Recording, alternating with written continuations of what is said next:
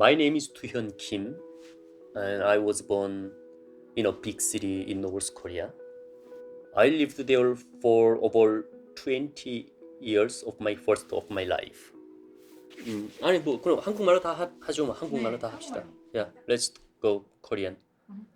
저희 아빠가 북한에서는 이제 계속 비즈니스를 했어요. 원래는 저희 아빠가 장교였었어요. 그 군에서 제일 높은 사람, 한국으로 치면 국방장관에 해당하는 사람, 그 사람이 김일성에 의해서 초단이 돼요. 초용이 돼요. 그래서 그 사람 밑에 있던 장교들이 전부 다 강제 전역을 당해요. 그리고 나서 강제 전역을 당한 사람은 군사 복무를 하다가 강제 전역을 당한 사람은 평생 그 꼬리표가 따라다녀요. 그래서 그 말은 뭐냐면 북한에서 어떤 사회적으로 신분 상승의 기회가 전혀 주어지지 않는 거예요. 좋은 직업도 구할 수 없고. 그래서 저희 아빠가 군대에서 강제 전역을 당하고 와서 그때부터 비즈니스를 시작했는데 비즈니스를 굉장히 잘 하셨어요. 굉장히 총명하신 분이라서. 그래서 저희가 먹고 사는 데는 문제가 없었어요. 뭐 저희가 아파트에 이제 살았었는데 저희 아파트에서 제일 잘 살았던 집이었어요. 뭐 잘 살았댔자 그래도 뭐 고만고만 하지만 그 아파트 내에서 수십 가구 중에서는 저희가 그중 잘 산 그런 집이었거든요. 왜냐면 아빠가 이제 비즈니스를 잘 했기 때문에. 그러다가 아빠가 그 비즈니스 때문에 경찰에 조사를 받게 돼요. 왜냐면 북한 내에서 모든 비즈니스는 합법이 아니에요, 사실. 왜냐면 북한은 사회주의 국가고 그 개인 재산, 개인 소유 이게 허용이 안 돼요. 모든 집이며 모든 차며 다 국가의 이름으로 등록이 되어야 돼요. 그렇기 때문에 사실 따져놓고 보면은 비즈니스가 개인 비즈니스는 있을 수가 없는 거예요. 근데 그 개인 비즈니스를 다 말살시켜 버리면은 사람들이 살아갈 방법이 없으니까 어느 적정 선에서 허용을 해주는 거예요. 단 뇌물을 줘야 되는 거예요. 뇌물을 주면서 내 개인 비즈니스를 하는 거예요. 그래서 비즈니스를 그렇게 하시다가 어떻게 돼서 경찰에 조사를 받게 됐는데 아빠가 거기 들어가셔서 북한은 감옥에 들어가면 무조건 고문을 해요. 그냥 여기처럼 어떤 뭐 증거를 가지고서 조서를 작성하고 이런 게 아니라 무조건 고문으로 해서 자백을 받아야 해요. 그래서 사실 들어만 가면 안 한 짓도 했다고 하고 빨리 교화소로 가든지 하는 게 이제 교도소로 가는 게 오히려 더 나은 선택이라고 봐요. 왜냐면 그 구류장에서 고문을 못 견디기 너무 힘드니까. 근데 저희 아빠가 거기서 1년 동안을 이제 고문을 받으시면서 몸이 너무 쇠약해진 거예요. 아빠가 이제 그때 당시 나이도 좀 계셨고. 그래서 결국에는 거의 죽게 되니까 이제 몸무게가 뭐 한 35kg 정도까지 내려간 거예요. 그러니까 경찰들도 겁이 난 거예요. 이 사람이 이제 여기서 죽겠구나. 그래서 죽기 직전에 거의 뭐 시체나 다름없었어요. 그때 아빠를 집으로 보냈어요. 가석방이라고 하죠, 이제. 근데 그 가석방으로 나왔을 때 저희 아빠가 북한의 조선노동당 중앙위원회 조직지도부 신서출입과 앞, 그건 이제 민원 부서를 얘기하는 건데 조선노동당 중앙위원회 조직지도부가 뭐 하는 것이냐면 김정은이 있는 것이에요. 가장 북한의 권력의 핵심의 핵심, 중심이라고 볼 수 있어요. 거기에다가 이제 편지를 쓴 거예요. 그것을 이제 한 20페이지 정도를 손으로 자필로 써가지고서 그것을 민원을 넣었어, 중앙당에다. 무엇을 얘기를 했냐면 인권 침해, 인권 유린. 그래서 그것을 보내니까 북한에서 정부에서 이제 난리가 난 거예요. 감히 중앙당에다가 조직 지도부에다가 인권 침해, 인권 유린에 대해서 지금 얘기를 하고 있는 북한 사람이 있다는 거. 이건 용납을 할 수가 없고 이건 굉장히 충격적인 거예요, 북한 정권에. 왜냐면 이건 굉장히 무서운 거. 이건 굉장히 위협이 될 수 있는 거예요, 북한 정권에. 왜냐면 일반 보통 북한 사람들이 그때 당시 인권이라는 말조차 몰랐단 말이에요. 근데 인권에 더해서 인권 침해, 인권 유린에 대해서 그리고 내가 당했던 그런 인권 침해, 인권 유린이 부당하다는 것을 주장하기 시작하고 이것이 어떤 국가 기관에 의해서 행해졌다라고 주장을 하는 사람이 생긴 거예요, 지금. 그래서 북한 정부에서 난리가 난 거죠. 그 민원 편지를 받고. 그래서 그 사람들이 어떻게 하냐면 바로 며칠 후에 216 벤츠를 타는 사람이 저희 집에 찾아왔더라고요. 216, 216이 뭐냐면 김정일이 생일이에요. 그래서 김정일이 자기 최측근인 사람들에게 216 그 번호판을 단 벤츠를 선물로 줘요. 216 벤츠를 타는 사람은 북한에서 권력의 핵심의 핵심층이에요. 즉 김정일의 최측근. 근데 그런 사람이 이제 저희 집에 온 거예요. 벤츠를 타고 216 벤츠를 타고. 그래서 저희 아빠와 그 사람이 몇 시간 얘기를 했어요. 저희 아빠가 당했던 어떤 그런 부당함, 인권 침해. 그래서 그때 당시 그 사람은 그런 일을 겪은 것에 대해서 사과를 했고 문제를 바로 잡겠노라 하면서 이제 평양으로 다시 올라갔어요. 그리고 나서 얼마 후에 다시 경찰이 저희 집에 왔어요. 그리고 나서 저희 아빠를 그때는 저희가 면회도 갈 수 없는 곳으로 이제 아주 데려가 버린 거예요. 그 후로 이제 저희 가족이 저희 아빠를 다시 못 봤어요. 그러니까 이제 북한 정부에서 많이 생각을 했을 거예요. 이 사람이 그 216 벤츠를 타고 왔던 사람도 올라가서 다시 많이 생각을 했을 거예요. 이 사람을 살려두는 것이 북한 정권에 굉장히 큰 위협이 되겠다. 그래서 없애버리는 게 낫겠다라고 이제 결정을 했겠죠. 그래서 이제 경찰이 다시 왔고 다시 아빠를 이제 잡아간 거죠. 그리고 나서 아빠가 잡혀간 다음에 저희의 삶도 그렇게 순탄하지가 않았어요. 왜냐면 매일 경찰이 와서 이제 저희를 괴롭혔어요.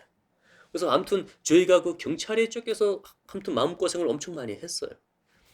그러다가 2년이 지났을 시점에 저희가 저희 아빠 친구로부터 그분은 그때 당시 경찰을 하고 있었는데 저희 아빠가 감옥에서 돌아가셨다는 것을 알게 됐어요.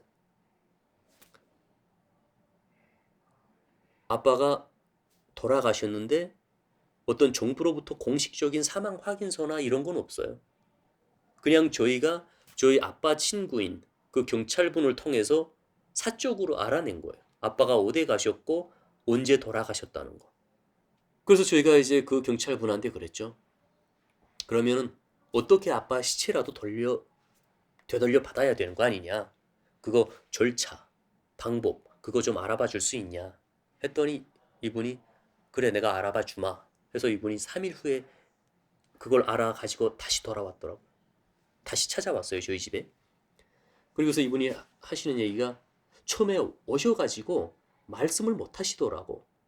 계속 이제 담배만 뽁뽁 이제 빠시면서 얘기를 참 못 하시더니 그분이 끝내 이제 하시는 말씀이 뒤연아 아빠 시체 찾아올 수 없어.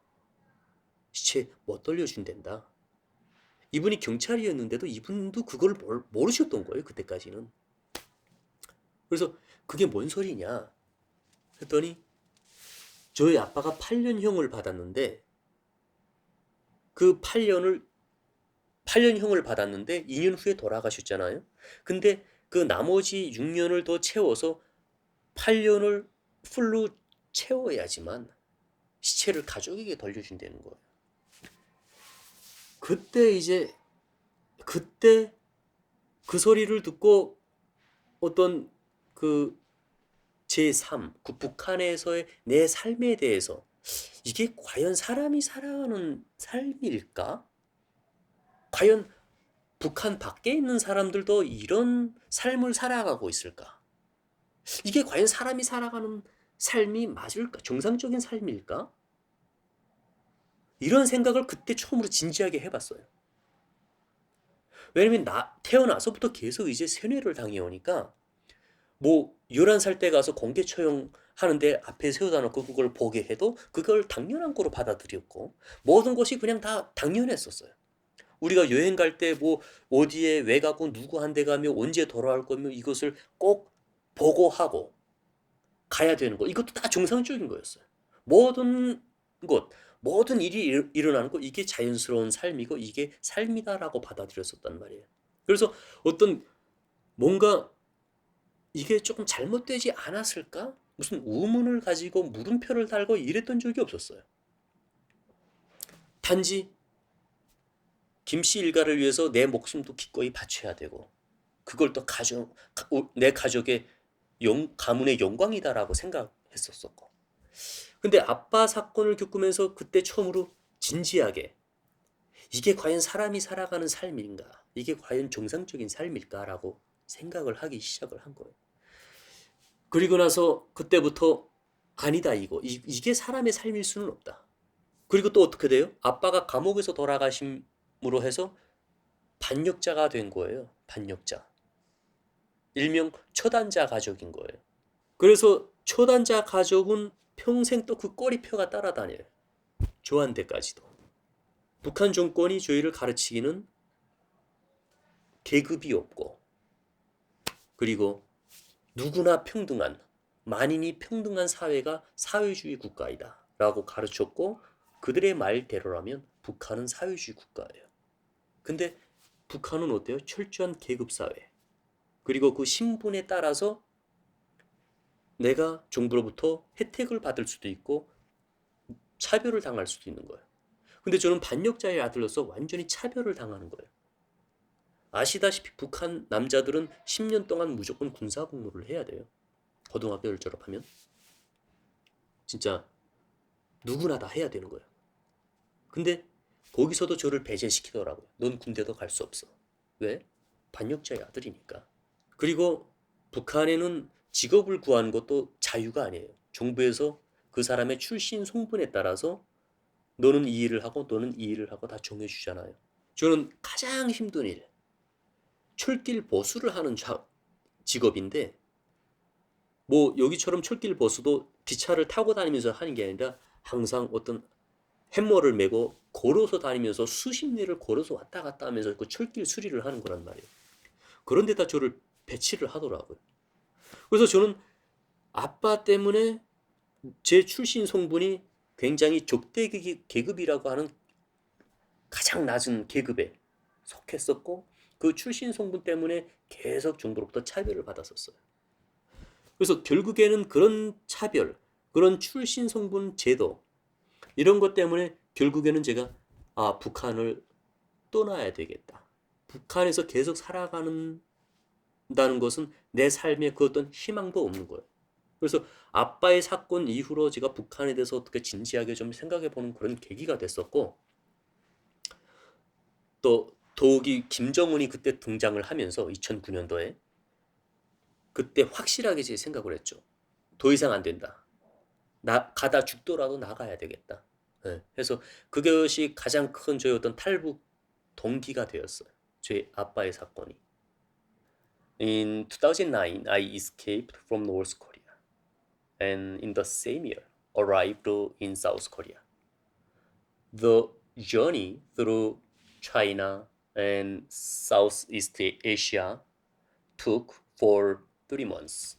Of course, it was really dangerous. There are a lot of dangerous situations, but fortunately, I survived and arrived safely in South Korea. I lived in South Korea for 5 years. And in 2015, I came to the United States as an international student. We went to Utah Valley University and majoring political science, global political science, and graduated last year. Right now, I'm working at HRNK as a social media associate and researcher.